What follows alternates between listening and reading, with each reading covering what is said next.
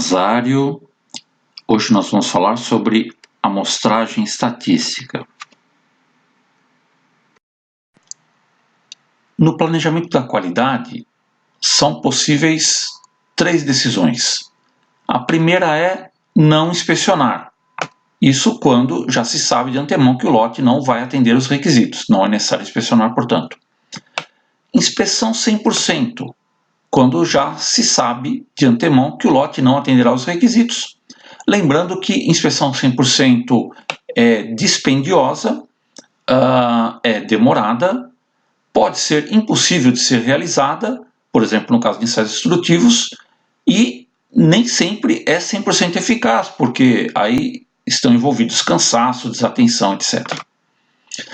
Existe também a possibilidade de se fazer amostragem. A amostragem permite a redução de custos e é ideal no caso de ensaios destrutivos. Também acarreta menores riscos no manuseio. A amostragem prevê a devolução do lote ou inspeção 100% do lote no caso de reprovação com base na amostra.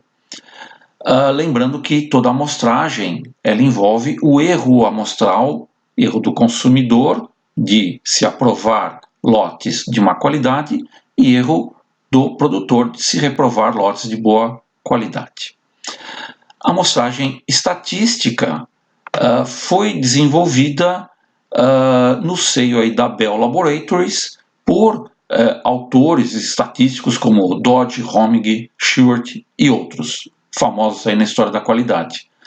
Nos anos 1950, o Pentágono americano publicou uma norma que ficou bastante conhecida, serve de base para as outras, que é a Mill Standard 105D, e esses planos de amostragem padronizados têm por finalidade aceitar ou rejeitar um lote de produto e não identificar a variabilidade do lote. Existem planos de inspeção para dados variáveis, como por exemplo quando se mede comprimento, peso, etc. Planos de inspeção para atributos, quando está envolvida, por exemplo, inspeção visual, passa não passa, etc. Esses planos podem ser usados em regime de inspeção simples, uma única amostra é retirada e dependendo do resultado do lote é aceito ou reprovado. Dupla, quando a partir da primeira amostra não se é possível concluir pela aprovação ou reprovação e se toma uma segunda amostra, e múltipla, quando esse processo de retirada de amostras se estende, podendo chegar a 7, tudo isso visando reduzir o tamanho de amostra e, logicamente, o mais fácil de administrar é o plano de inspeção simples. Pode-se usar níveis de inspeção normal, normalmente que é o primeiro a ser considerado, podendo passar a severo quando se verifica que é necessário um tamanho de amostra maior, ou atenuado, quando a conclusão pode-se chegar, não é, com um tamanho de amostra menor. Existem ainda os planos especiais, não é, que envolvem risco, normalmente usados para ensaios destrutivos. Isso tudo depende do histórico e do que se pretende fazer, da característica do produto, do processo. Existem planos baseados em NQA, nível de qualidade aceitável, planos baseados em QL, qualidade limite. Isso é normalmente usado em inspeções de lotes isolados, e LQMR, que são inspeções retificadoras. Os lotes reprovados são analisados 100% e unidades defeituosas são substituídas. Os planos de inspeção por amostragem envolvem riscos para o consumidor, risco de aprovar um lote com má qualidade, e os riscos para o produtor, que seria o risco de reprovar lotes com boa qualidade. Um bom plano de amostragem representa um compromisso entre custo e risco. Deve ser levado em conta, para se definir o plano de amostragem, a facilidade de administração desse plano, a proteção oferecida, né, os riscos envolvidos, o custo da inspeção, o conhecimento que se tem do processo e do produto e a gravidade da falha. podem ser previstas regras de comutação entre os níveis de inspeção, passando de normal a atenuado, ou de normal a severo, ou de severo a normal, e assim por diante.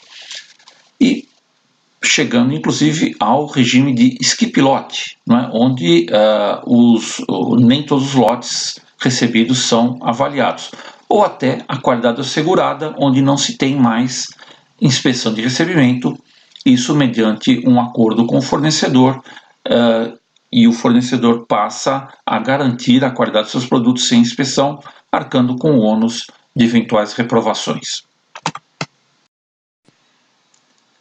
A norma de inspeção por amostragem de atributos mais utilizada no Brasil é a NBR 5426, que tem planos de amostragem baseados em NQA, QL e LQMR. Para esses planos, não é necessário que se conheça a porcentagem de defeituosos P previamente. Então, ela pode ser usada, inclusive, para fornecedores novos sem histórico. No entanto, é necessário adotar um NQA, dado em termos de porcentagem defeituosa ou DCU, defeitos por 100 unidades, para que se escolha o plano. É entendido que a boa qualidade é quando a porcentagem de defeituosos no lote é menor ou igual ao NQA escolhido. Então, resumidamente, como se utilizam os planos de amostragem da NBR 5426? O planejamento da qualidade deve definir o nível de inspeção, em geral nível 2, um regime de inspeção duplo, simples, múltiplo e um NQA aplicável, ou qualidade limite.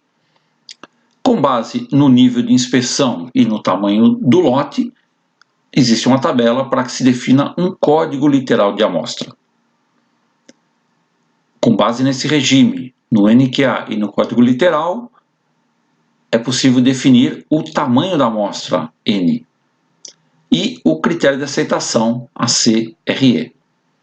Aí é necessário retirar essa amostra de maneira probabilística ou aleatória do lote, inspecionar e avaliar o número de defeitos ou defeituosas contido na amostra.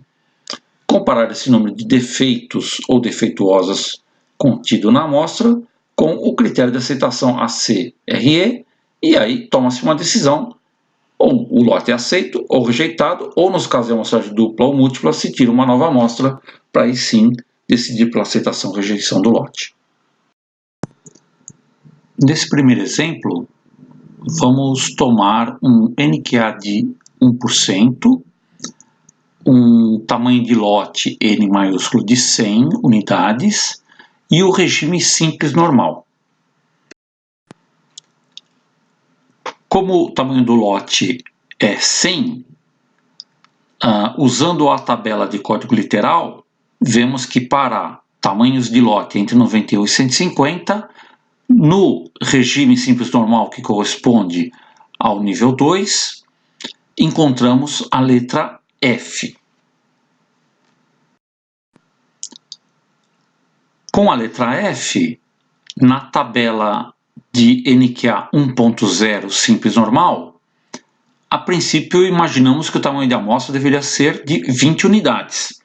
Porém, as setas nos indicam para utilizar o tamanho de amostra imediatamente acima, que seria o tamanho da amostra, portanto, de 13 unidades e com critérios de aceitação AC igual a 0, RE igual a 1, ou seja, aceita se nenhuma defeituosa for encontrada na amostra e rejeita se uma ou mais, logicamente, forem encontradas na amostra. Alguns falsos conceitos e uso errôneo dos planos de amostragem. Muitos não usam os critérios de aceitação ACRE, o que faz com que os riscos não sejam conhecidos. Outros ignoram os códigos literais e adotam um tamanho de amostra constante, o que também leva há riscos maiores para cliente e fornecedor, a depender do tamanho do lote. A escolha errada dos planos, não é? Pode induzir a maiores custos e a maiores riscos. Não comutar pode ser simples do ponto de vista administrativo, mas não acompanhar as mudanças pode significar um erro. Não usar amostragem aleatória. Os planos foram feitos para uso de amostragem aleatória. Isso também faz com que os resultados não sejam os esperados do plano, entre outros erros que devem ser evitados.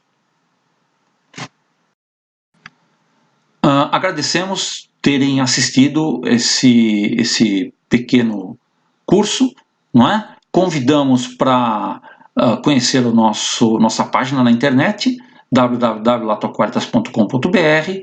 Lá vocês podem ver outros trabalhos de consultoria, treinamento, auditoria, assessoria que nós fazemos, tanto com planos de amostragem, técnicas estatísticas de um modo geral, e outros assuntos ligados à gestão da qualidade, meio ambiente, saúde e segurança.